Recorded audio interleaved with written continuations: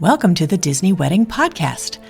This show is brought to you by Carrie Hayward's Fairy Tale Weddings Guide, the only guidebook and bridal organizer tailored exclusively to Disney's fairy tale weddings at Walt Disney World. I'm Carrie Hayward, and each week I feature Disney wedding updates, money-saving tips, and interviews with wedding vendors and real Disney couples. I also cover honeymoons, anniversaries, and engagements at the Disney parks and resorts. Join me now as the Disney Wedding Podcast celebrates romance at Disney destinations.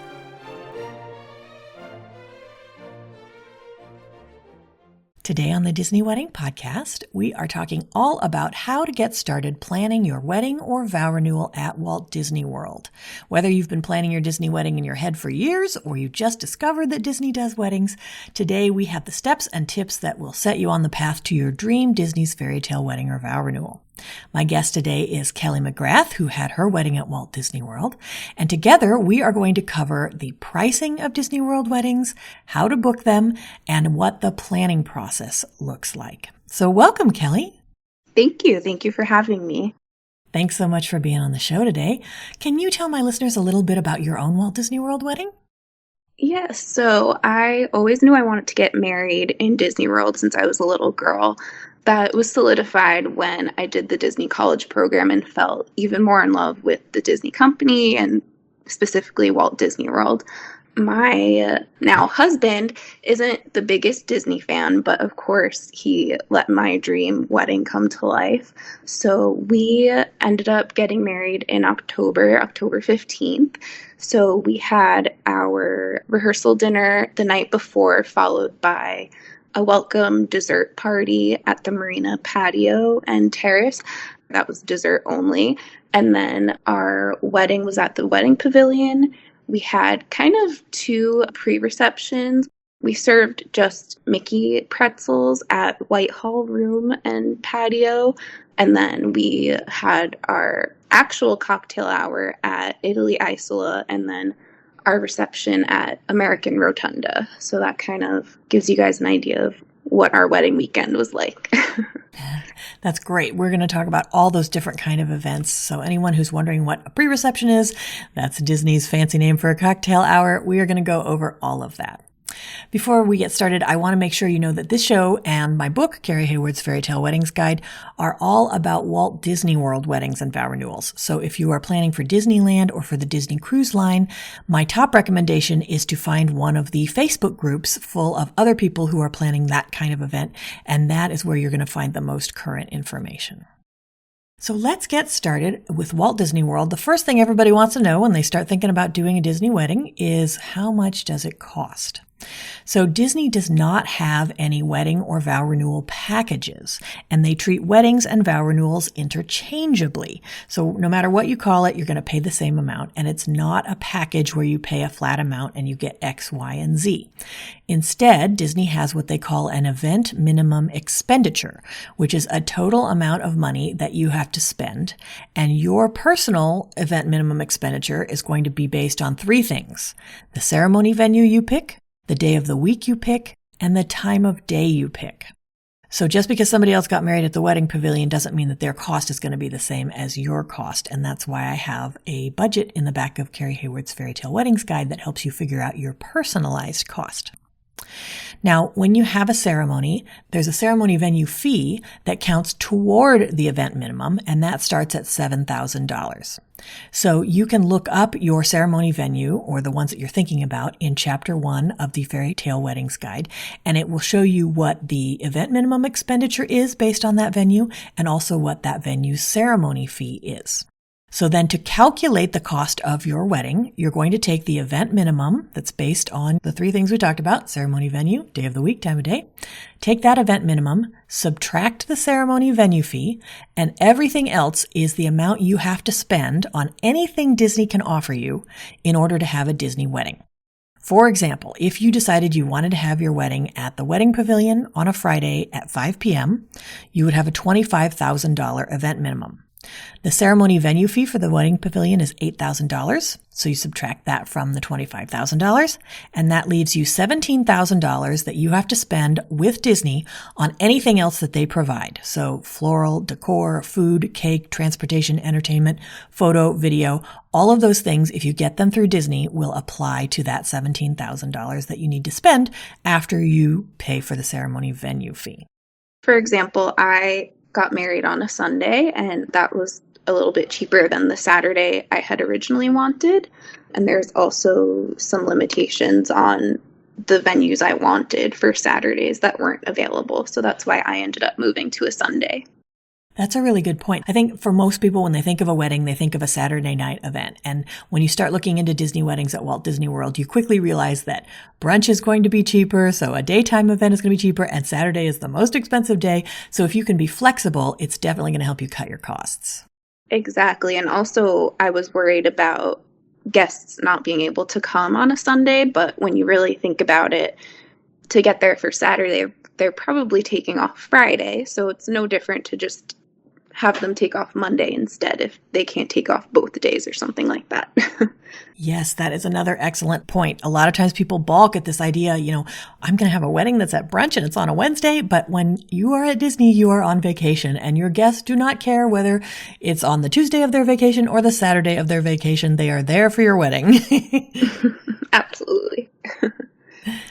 So then if you decide you want to add a reception or some kind of meal to your ceremony, there are a couple of options. If you want a private catered event provided through Disney's Fairy Tale Weddings, your two options are a full reception, which means it's 3 hours or more, or something that Disney calls a celebration. And that is a 1 to 2 hour event. They call it a walk-around event because you can have any kind of food you want. You can have savory food. You could have just desserts. You could have a combination. But you can't do sit-down kinds of food where people all have to be in a seat with a steak knife sawing into something. So, like I said, they call it a walk-around event to kind of make that distinction between a celebration and a full reception. Some of the other differences with a celebration, because it's only 1 to 2 hours, there's no time for dancing. Usually if you want to do ceremonial first dances, like the mother-son dance or the father-daughter dance, you would do those at the ceremony site after the ceremony, and that saves money too because you can use your ceremony musician for that.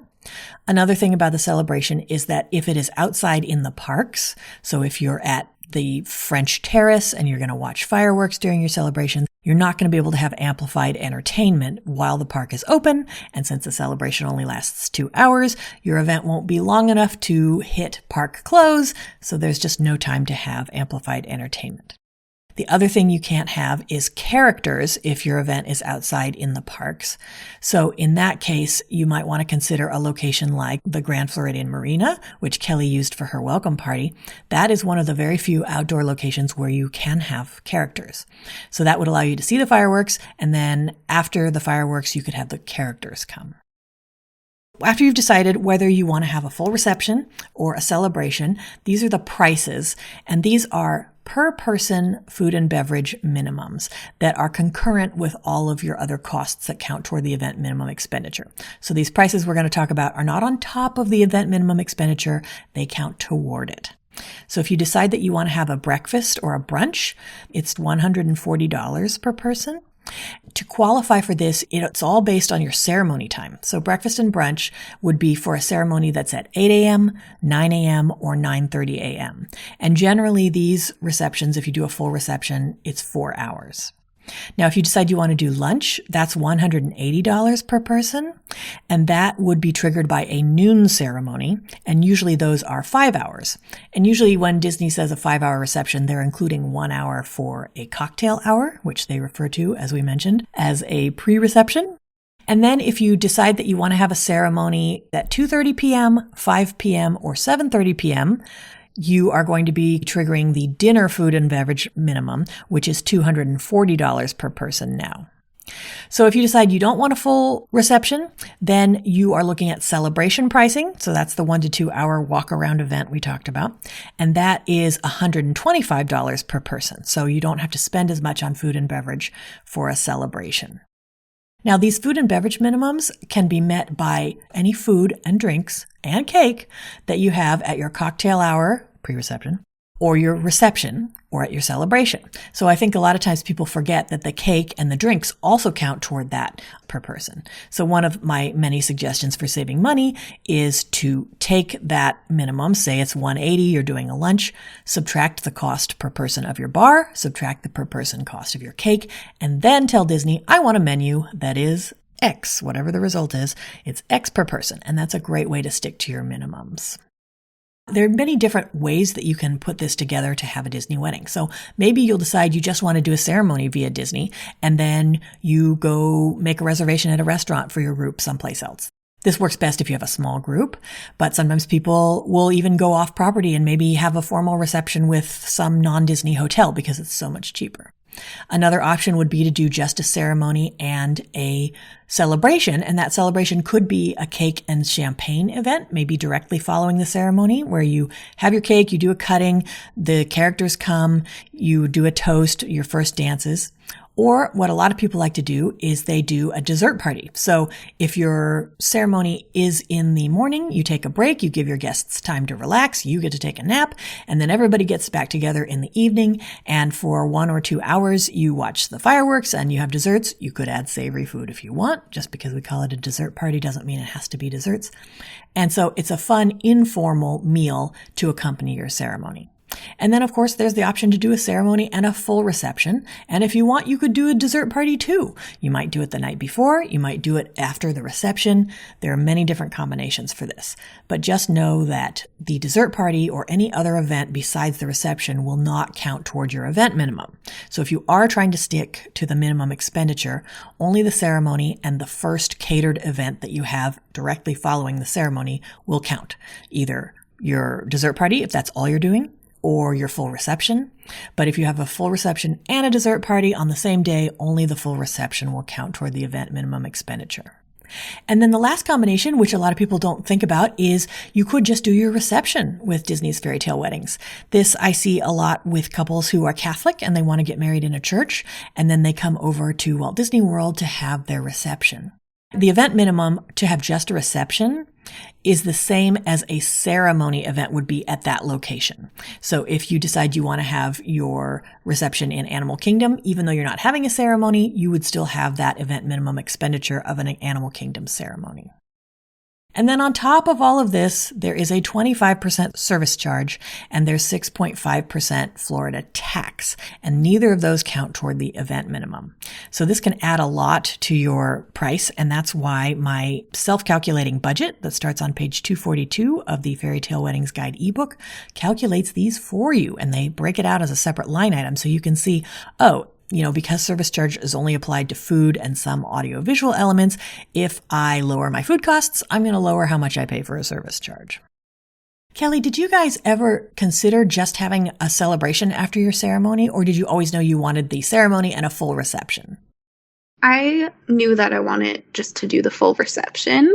I think we had toyed with the idea of having a dessert party afterwards, but once we put the timeline of our whole wedding day event together, our reception ended up starting too late to even consider having a dessert party afterwards. So that's why we ended up moving it to the day before and having it kind of as our welcome party.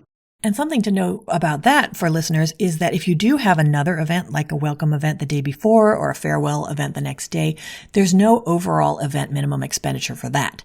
You just meet the minimums for whatever location you choose. So that can be kind of cool because then you're just paying for exactly the venue fee and exactly what the venue requires you to spend on food and beverage, but you're not worrying about meeting another $15,000 or something for those events. Another cool thing about Kelly's wedding is that because she had her pre-reception during the fireworks in Epcot before proceeding to American Adventure Rotunda, that was a great way to have a dessert party-like experience, not necessarily with desserts, but it gives people a private place to view the fireworks, and it's incorporated in the day without having to add a whole separate dessert party. We were actually pretty lucky because the welcome dessert party, since we had it at Marina Patio, you can actually see Happily Ever After from there because it overlooks Magic Kingdom across the lagoon. And then at cocktail hour, they got to see the Epcot fireworks. So I think they were all shocked and surprised. So I really loved just seeing everyone's reactions because a lot of the people who came to our wedding aren't necessarily Disney people, so they had no idea what to expect. And we kept a lot of these little details, surprises for everyone. So it really was like a whole experience of a day, and they didn't really know what to expect. But I think everyone really enjoyed it. That's fantastic. Yeah, getting to see Disney fireworks is something your guests will probably have never seen at any other wedding unless they've been to another Disney wedding.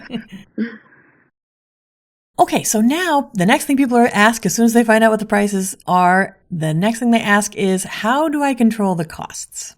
So just to review, the cheapest Disney's fairy tale wedding at Walt Disney World is going to be a $15,000 event minimum expenditure.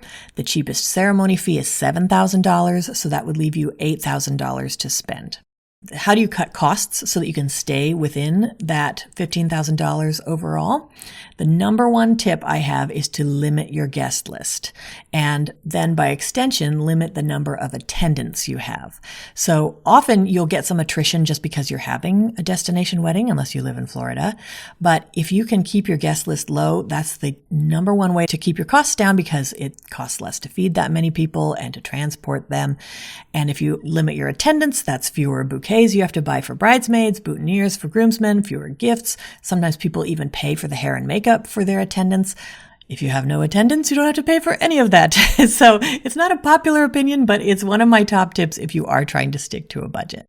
That's a great tip, because I didn't do either of those things.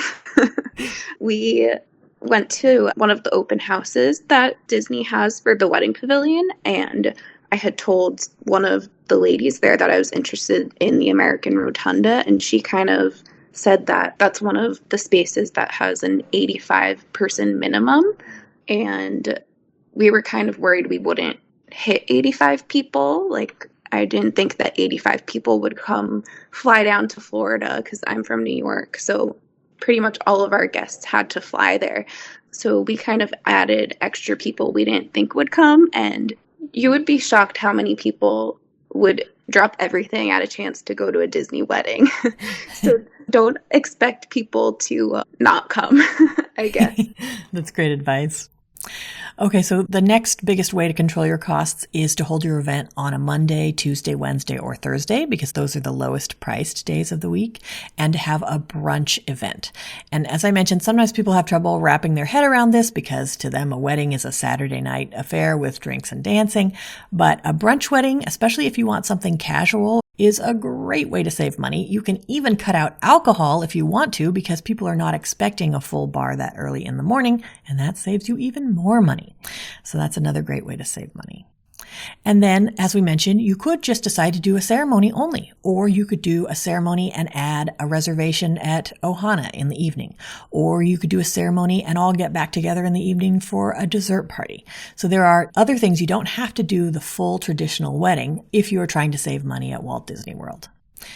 And if you are looking at this and you're like, there's no way I can't afford a $15,000 wedding at Walt Disney World, but I still want to get my portraits taken in Magic Kingdom, because that is only open to people who have had an official Disney's fairy tale wedding. The cheapest way to do that would be to have a cruise wedding on the Disney Cruise Line, which starts at $4,000 on top of your cruise fare. And that would qualify you for the portraits inside Magic Kingdom, Epcot, Hollywood Studios, and Animal Kingdom, which take place before the park opens. And they're an amazing opportunity, very expensive, but exclusive to people who have had Disney's fairy tale weddings. And I have a whole episode about that, how much they cost, where you can go, what it's like. And I will put the link to that in the notes for this post on DisneyWeddingPodcast.com. So if you're looking to control your costs and you've figured out, your guest list and when you're going to do it, the best way to keep a lid on costs is to make a sample budget. So some people do this in a program like Excel, or they use the one in the back of my Fairy Tale Weddings Guide, which is tailored to Walt Disney World weddings. So like I said, it calculates the service charge and tax. It knows what things get service charge and tax and what does not. And then it will show you how you're doing against your event minimum expenditure. So there's a box on the last page and you can see, I'm $2,000 shy of meeting my $15,000 event minimum expenditure, or I'm over. Let me go back and reduce my spending on X, Y, and Z and see if I can get that number back down to the minimum.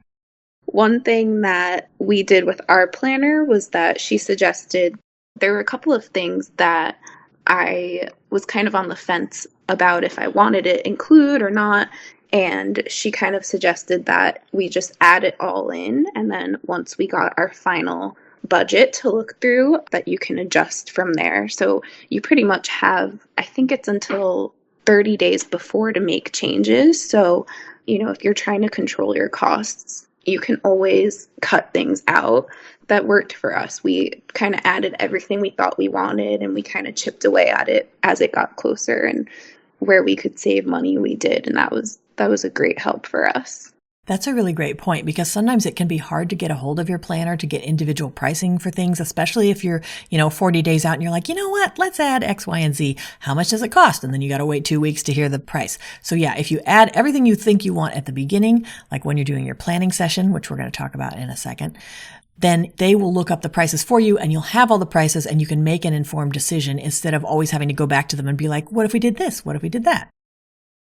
So if you are listening to this, you've decided, that's it, I'm going to go for it. I want to book my wedding or vow renewal at Walt Disney World. How does booking work? So first of all, Disney has a window within which you are able to start talking to them and booking your event. So if you decide you want to do a wedding or a vow renewal that has a full 3 or more hour reception, you can contact Disney 16 months out from your date, and you can book 12 months out from your date.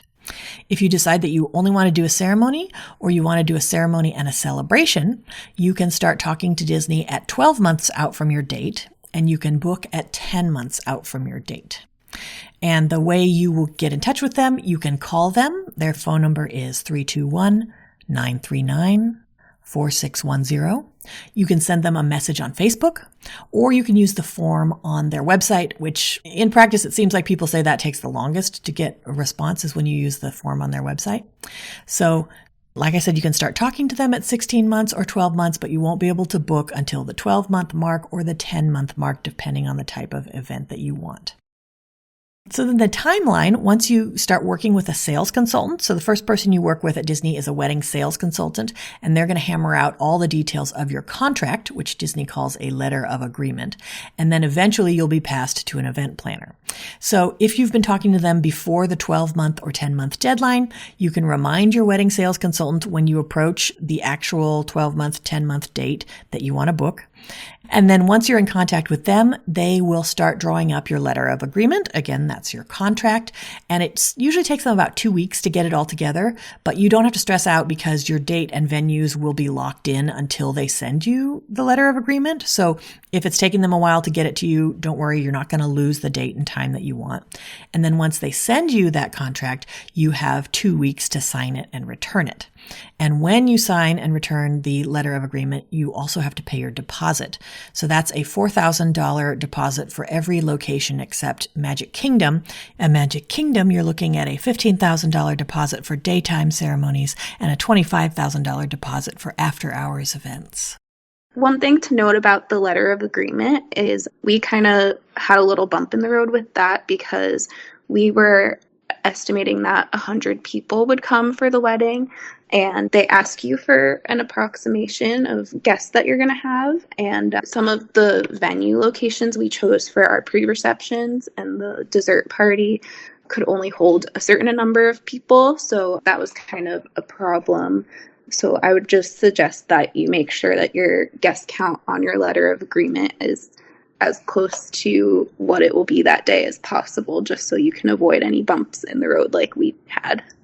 That's a really good point. And you also want to make sure that you don't overestimate your guests, because you will be on the hook for 80% of the number that's in your letter of agreement. So if you did say you were going to have 100 people and then for some reason you only had 40, you're still going to have to pay for 80 people based on the letter of agreement. So yes, if you can get as close as possible, that is awesome.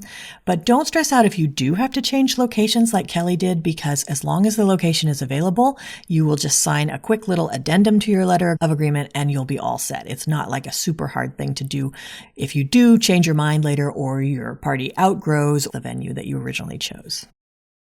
So then how does the planning process work for a Disney's Fairy Tale Wedding at Walt Disney World? Well, Disney doesn't assign you an actual event planner until 8 months out now.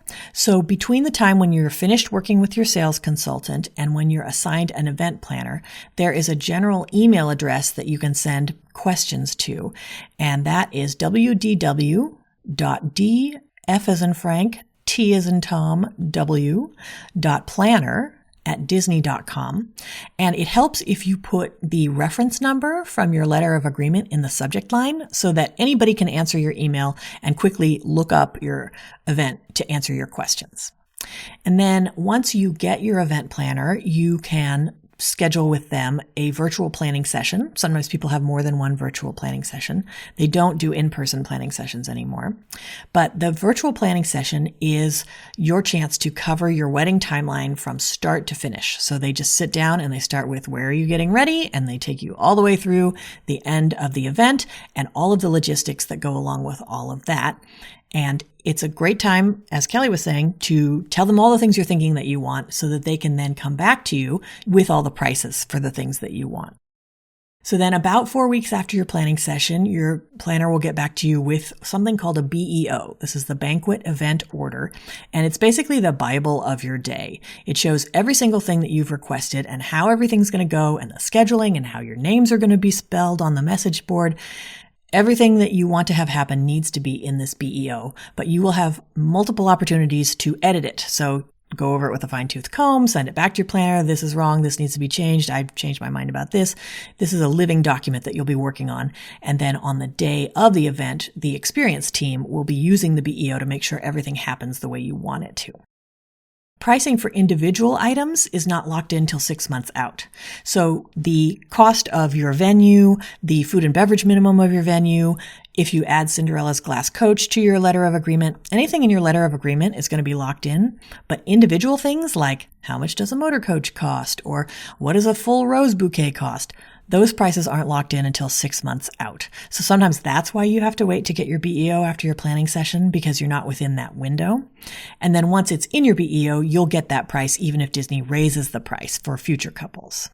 One thing I wish that I did for my wedding, which I would recommend, is that for those virtual planning sessions, I wish that I had more of an idea of exactly what I wanted for the wedding day, because that's really the time to sit down with your planner where you're on Zoom with them, you're seeing them face to face. And after that, at least for me, everything was through email.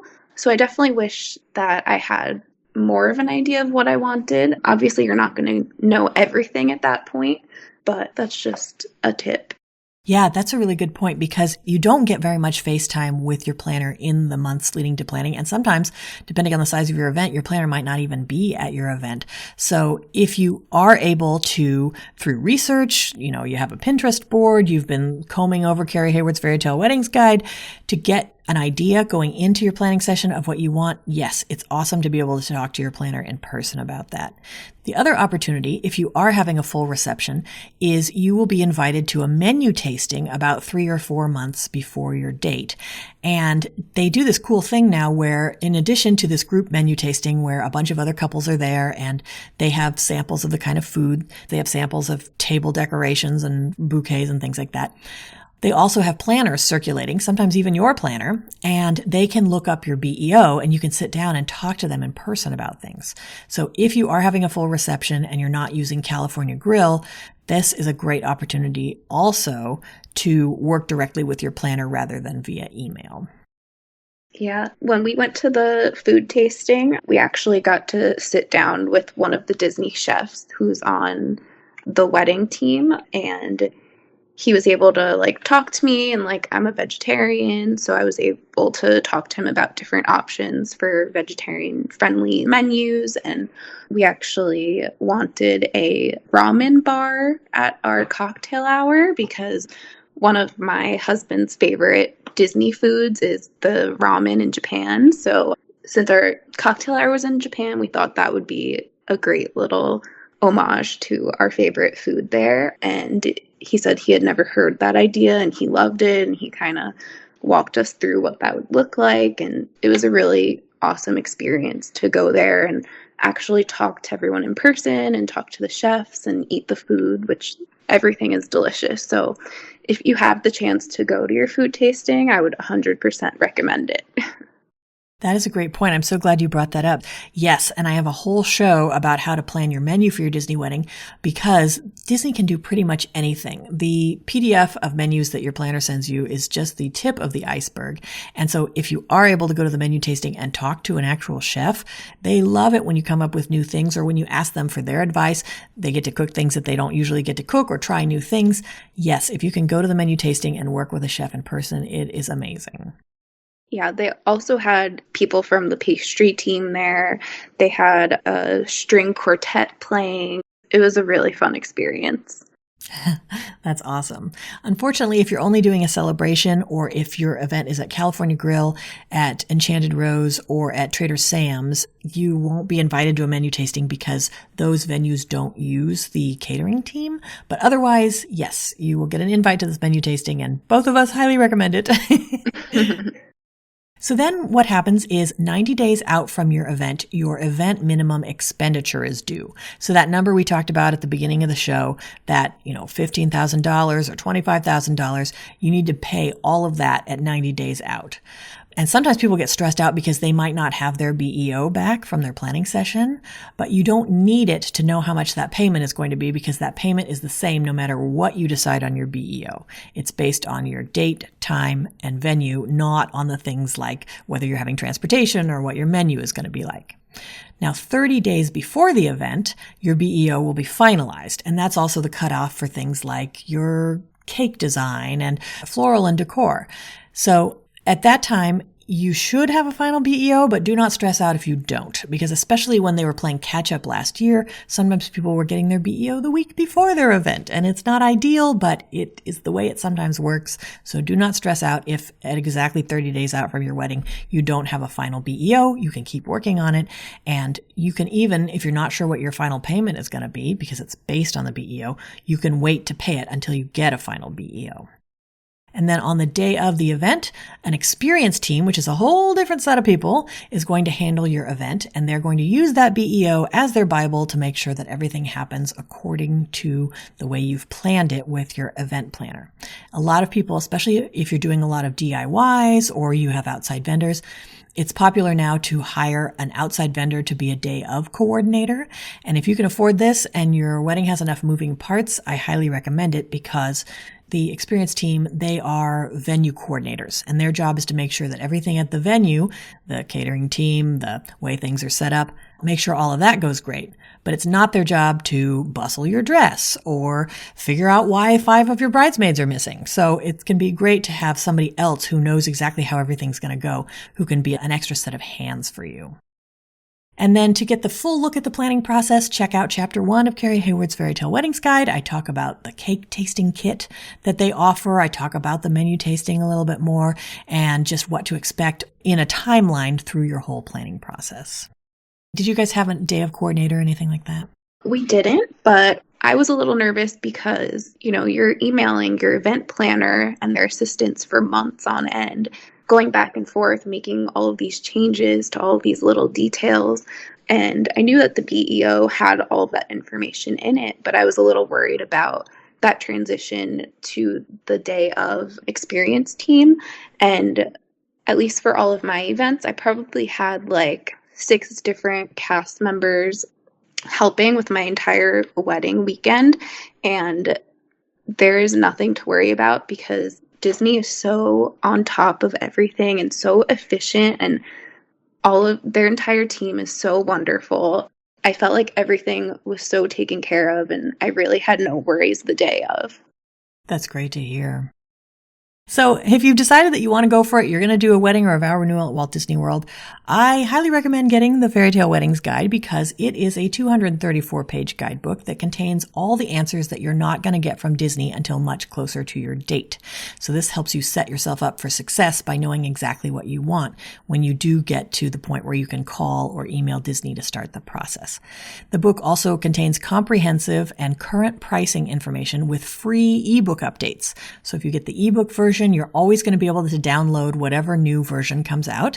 And a new version came out this week because Disney raised a few more prices at the beginning of the year. So once you've purchased the ebook, all you have to do is go back into your account. You can re-download the guide and you will have all of the latest prices, even if your wedding isn't for 2 years. The budget worksheet that I've been mentioning automatically calculates your personalized cost, including tax and service charge. So you'll know exactly what your wedding will cost and not what somebody else's wedding that was kind of like what you want cost. There's a 56-page bridal organizer that you can use to track all the details of your day, like the music list for your DJ, the guest list, who's going to sit at what table. All of that can be done in the bridal organizer in the back of the Fairy Tale Weddings Guide. There's a whole section on money-saving tips. We've talked about some of our big ones today, and there's a list of big ones and then a list of little ones, all of which can work together to help you save money.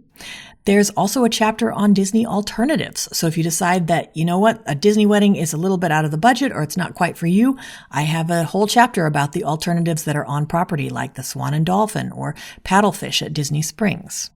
And then there's complete information on private dining and group dining if you're having a ceremony only, or if you want to add a rehearsal dinner. I have a list of the most popular restaurants at Disney Springs that have private rooms, or maybe they don't have a private room, but they're used to working with groups and they have a separate section they can put you in. This book explains every step of the planning process, which we just touched on in this episode, but you'll see the whole detailed breakdown in Chapter 1. And there is a chapter at the back on honeymoons and anniversaries. So when you're ready to go back for one of those, or if you're trying to get some ideas of special things you can do on your honeymoon, there is a chapter for that inside Carrie Hayward's Fairy Tale Weddings Guide. I actually bought Carrie's guide way before I even had my date set in because there's really not a whole lot of information before you get in touch with your sales consultant. And even when I did get in touch with the sales consultant, they kind of sent me one really long email with a whole bunch of different links and websites and PDFs, and it was very overwhelming. So I felt like it was awesome to have Carrie's Fairy Tale Weddings Guide and just have all of the information in one spot. And, you know, with Disney, you don't really get an idea of how much the entire wedding's going to be until they send you that final BEO. So having that budget worksheet, it was really helpful for us. Oh, I'm so glad to hear that because, yeah, that is the reason I wrote this. I had my own Disney wedding, and at that time, they wouldn't even tell you how much your wedding was going to cost until you signed your letter of agreement. And I was like, that's ridiculous. I'm not going to sign something without knowing how much this is going to cost. So then I wrote a book that had all the prices in it. Yeah, absolutely. Very helpful. I was very grateful for it during that process before we were deep into the planning process. That's awesome. Well, Kelly, I think you've offered a ton of great tips and advice for anyone who's interested in getting married or having a vow renewal at Walt Disney World, and I appreciate your taking the time. Yeah, thank you for having me. That's our show for today. I'm your host, Carrie Hayward, inviting you to join me again next week for another episode of the Disney Wedding Podcast. Past shows and tons of photos for each episode are available on my website, DisneyWeddingPodcast.com, or listen in your favorite podcast app. And for instant answers to all your Walt Disney World wedding questions, check out Carrie Hayward's Fairy Tale Weddings Guide, available as an interactive ebook with continual free updates at fairytaleweddingsguide.com.